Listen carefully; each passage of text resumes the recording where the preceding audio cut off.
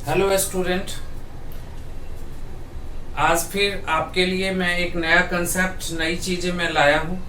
आज मैं methods of price elasticity तो आप करवाऊंगा ही करवाऊंगा, साथ ही मैं इसके कुछ न्यूमेरिकल्स आपसे प्रैक्टिस करवाने की कोशिश करूंगा और फिर आप उसको इजीली कर सकते हो। तो आज के वीडियो में हम मेथड्स करने जा रहे हैं और एक दो कोशिश करूंगा मैं न्यूमेरिकल आपको बता पाऊं, जिसका कि फायदा आपको ये होगा कि आप उसका इम्प्लीकेशन समझ पाओगे कि हम इलास्टिसिटी कैसे फाइंड करते हैं। तो चलते हैं, आज हम जो करने जा रहे हैं वो micro economics class 11 numerical of the elasticity of demand. यानी आज हम मेथड्स भी करेंगे और फिर यानी मेथड्स में हम फार्मूला देखेंगे और साथ ही साथ हम एक दो न्यूमेरिकल करने की कोशिश करेंगे। तो पहला यानी हम मेथड्स चलते हैं। तो एक जो हमारे सिलेबस में है वो सिंपल मेथड है, जिसको कि हम सिंपल मेथड कहते हैं। Simple method. अब सिंपल मेथड में है क्या? तो ईपी सिंपल मेथड में ईपी इक्वल्स टू हमारा जो फार्मूला होता है वो delta Q upon delta P multiply by P upon Q होता है। यानी ये इसका फार्मूला है। इसका फार्मूले में आप देखोगे कि डेल्टा क्यू क्या है हमारा? इसको डेल्टा को हम कहते हैं चेंज। तो change in quantity, change in quantity. उसके बाद हमारा डेल्टा पी हमारा होता है चेंज इन प्राइस। अब आप देखो P हमारा हो गया, आपको पता है, प्राइस, और Q हमारा हो गया क्वांटिटी। ठीक है जी। अब आप देखिए कि डेल्टा क्यू आपको निकालना है। तो आपका क्या हो जाएगा? Q1 माने P1 minus Q1 minus Q0 है, तो Q1 माइनस Q0। तो Q1 क्या हो गया आपका? Current quantity. क्या हो गया? Q1 आपका क्या हो गया? Current quantity. और Q0 क्या हो गया? प्रीवियस क्वांटिटी, जो प्रीवियस क्वांटिटी हो गया। ठीक है जी। उसी तरह से हमारा डेल्टा पी इक्वल्स टू होता है P1 माइनस P0। यानी P1 हमारा क्या है? P1 हमारा है करंट प्राइस। क्या हो गया हमारा? Current price. और P0 क्या है? P0 हो गया हमारा प्रीवियस प्राइस। यानी हमारे पास ये फार्मूला है। फार्मूला हमारा क्या हो गया? इलास्टिसिटी जो है यानी price elasticity equals to delta Q upon delta P multiply by Q. Normally technically देखोगे आप तो यहाँ पे माइनस का साइन होता है, क्योंकि नेगेटिव रिलेशंस को प्राइस के साथ क्वांटिटी का होता है, तो इसलिए नेगेटिव रिलेशंस में आते हैं। लेकिन आपके सिलेबस में इस चीज को इग्नोर करेंगे आप कि साइन यहाँ नहीं पुट करना है और डायरेक्ट आपका EP equals to delta Q upon delta P multiply by P upon Q करना है। तो डेल्टा का मतलब आप समझ चुके हो कि डेल्टा मीन्स चेंज। चाहे यहाँ डेल्टा लिखें या यहाँ डेल्टा लिखें, डेल्टा मीन्स चेंज। इसको हम पढ़ेंगे चेंज इन क्वांटिटी और इसको हम पढ़ेंगे चेंज इन प्राइस। चेंज क्या होता है? चेंज हमें कैसे पता कि अभी का क्या है और पहले का क्या था? इन दोनों का जो डिफरेंस होता है वही चेंज होता है। तो वही डिफरेंसेस मैंने आपको यहाँ दिखाए हैं। तो ये सिंपल मेथड है। अब इसको हम परसेंटेज मेथड भी अभी हम आपको बताते हैं, फिर हम न्यूमेरिकल पे चलेंगे। अब हम करने जा रहे हैं परसेंटेज मेथड। परसेंटेज मेथड को हम प्रोपोर्शनेट मेथड भी कहते हैं। कहीं यदि किसी बुक में प्रोपोर्शनेट मेथड लिखा हो तो आपको घबराना नहीं है, क्योंकि percentage method and proportionate method both are same things. अब आप देखो परसेंटेज मेथड हमारा क्या है।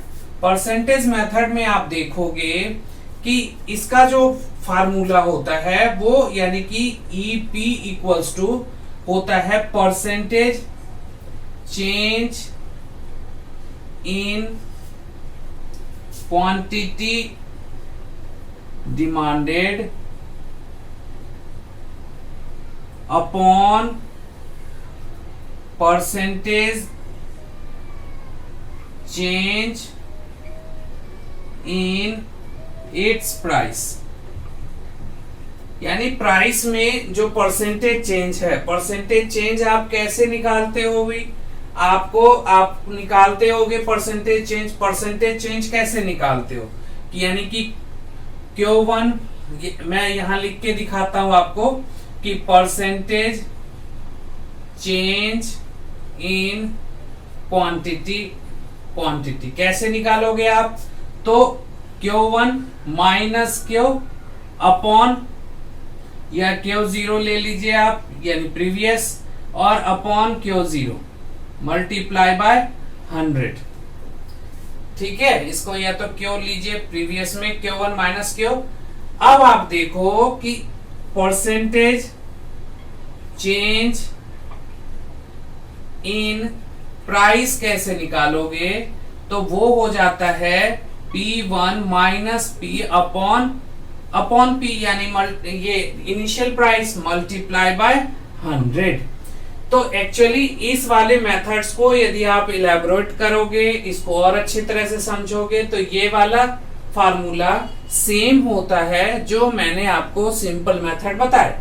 अब इसको आप देखो मैथमेटिकल टर्म में कि इसको यदि हम लिखें तो Q1 minus Q upon Q multiply by 100 और ये क्या हो जाएगा? P1 इस फार्मूले के accordingly P1 minus P upon P multiply by 100। इसको जब आप कन्वर्ट करोगे ये 100 कट जाएगा। फिर यदि आप कन्वर्ट करोगे तो इसको हम क्या लिख सकते हैं? इसको हम डेल्टा क्यों लिख सकते हैं, इसको डेल्टा P लिख सकते हैं। तो ये फार्मूला क्या आ जाएगा? फार्मूला आ जाएगा delta Q upon delta P multiply by P upon Q। यही फार्मूला आपने सिंपल मेथड में किया है, यानी delta Q upon delta P multiply by P upon Q। यानी परसेंटेज मेथड और वो दोनों यदि प्रैक्टिकली देखो तो एक ही चीज है, बस लिखने का और प्रेजेंटेशन डिफरेंट है। यदि आपके न्यूमेरिकल में परसेंटेज में दे रखा है तो आप इस फार्मूले का इस्तेमाल करो, इजीली होगा। नहीं, न्यूमेरिक फॉर्म में है नंबर्स में, तो उसको आप सिंपल मेथड से करो, तो जो भी एप्लीकेबल होगा वो आप अप्लाई करिए और फिर आप न्यूमेरिकल इजीली कर सकते हो। अब हम एक दो न्यूमेरिकल कोशिश करते हैं कि एक दो। अब देखिए ये मैंने एक न्यूमेरिकल लिया है। इसमें क्या है कि कहता है ये कि when the price of sugar is ₹5 per kg, its demand is 50 kg. When price rises by ₹5 per kg, its demand fall by 10 kg. Calculate elasticity of demand. देखिए कितना इजी है। सबसे पहले यहाँ पे आपको दो चीजें देखना है कि इसमें देखिए कि initial price P equals to क्या है? P इक्वल्स टू 5, ठीक है, और Q equals to P equals to क्या है? 5। Q इक्वल्स टू यानी इनिशियल क्वांटिटी आपके कितने हैं? 50 है। उसके बाद आप देखो कि राइजेस बाय, यहाँ पे वर्ड यूज किया गया है बाय। यदि मान लीजिए यहाँ ₹5 के जगह बाय 2 होता तो इसका मतलब है कि अब जो करंट प्राइस है वो 7 हो गया, यानी बाय 5 है तो इसका मतलब है कि जो करंट प्राइस है यानी Q1 जो है वो कितना हो गया जी? 10। ठीक है, यानी 5 रुपीज से बढ़ा। उसी का रिजल्ट क्या होता है कि डिमांड फॉल बाय 10 kg। अब प्राइस जो आपका पहले 5 था अब 10 हो गया, और पहले इसकी क्वांटिटी डिमांडेड कितनी थी? 50 थी। तो Q1 यानी कि ये P1 है, P1 और ये Q1 कितना हो गया आपका? यानी कि current quantity fall by 10 kg, यानी 10 रुपीज कम हो गया, 10 kg कम हो गया। यानी ये क्या हो गया 40 केजी, 40 केजी। ये केजी में है, ये रुपी में है, रुपी टन। अब इसको यदि हम फार्मूले पे डालें तो हमारा फार्मूला क्या कहता है कि EP equals to delta Q upon delta P multiply by P upon Q. तो अब डेल्टा क्यू कितना है भाई, तो करंट आपका 40 है और ये 50, यानी करंट डिफरेंस कितना हो गया 10 का, और प्राइस में कितना डिफरेंस है 5 का। तो मल्टीप्लाई बाय इनिशियल प्राइस कितनी है 5, इनिशियल क्वांटिटी कितनी है 50, तो हम ले लिए 50। अब ये 5 हमारा कैंसिल हो गया, है ना। अब ये कितना हो गया 10, 5 जा ये हो गया, यानी कि 1/5। तो आप 1 को डिवाइड कीजिए 5 से, तो 0.2 आएगा। तो आई थिंक कि समझ में आ गया होगा आपको कि ये इस तरह से इलास्टिसिटी ईपी इक्वल्स टू क्या हो गया, ईपी इक्वल्स टू 0.2 हो गया, 0.2 हम लिखते हैं इसको। तो ईपी इक्वल्स टू 0.2 हो गया। तब एक और न्यूमेरिकल मैं आपको करा देता हूं, फिर जो कुछ भी आपके प्रॉब्लम होंगे तो आप कमेंट करना या उसमें आप बताना मुझे, तो मैं उसको एक या रिक्वायरमेंट है कि और भी न्यूमेरिकल्स के सिर्फ न्यूमेरिकल के ही वीडियो हो तो वो भी मैं आपके लिए तैयार कर दूंगा। हाँ, लेकिन उसके लिए आपके कमेंट बॉक्स में कमेंट आना चाहिए। आप कमेंट करोगे तो ही हमें पता लगेगा, तो फिर एक वीडियो पूरे के पूरे मैं न्यूमेरिकल पे करा दूंगा। एक और न्यूमेरिकल मैं आपको कराने जा रहा हूँ। अब ये क्वेश्चन आप देखो कि आपके क्वेश्चन में है क्या कि consumer buy 20 units of the good at ₹10 per unit, when its price fall by 10%, its demand rises to 22 unit, find out the price elasticity of demand. देखो, इस तरह के क्वेश्चंस को आप दो तरह से अटेम्प्ट कर सकते हो। एक तो फार्मूला आपका EP equals to delta Q upon delta P multiply by P upon Q, ये तो फार्मूला है, यानी परसेंटेज के थ्रू एक परसेंटेज से आप परसेंट चेंज निकाल लोगे। दूसरा, आप वही परसेंटेज मेथड यानी percentage change in quantity demanded upon percentage change in its price, वो फार्मूले से भी आप इसको कर सकते हो। तो खैर, हम दोनों ही मेथड्स आपको अप्लाई करके दिखा रहे हैं। एक consumer buy 20 units of the goods कह रहा है एट ₹10 पर यूनिट्स, कह रहा है when its price fall by 10%। अब 10% यदि आप देखो तो 10 का 10% आप निकाल लो, कितना हो गया 10 का 10% कितना होता है 1।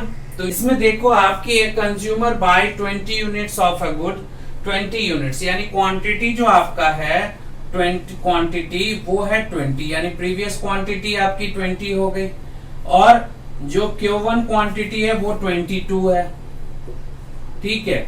उसी तरह से P1 P आपका कितना है, प्रीवियस प्राइस 10 है, और P1 कितना है आपका 10% कह रहा है कि वो फॉल कर गया।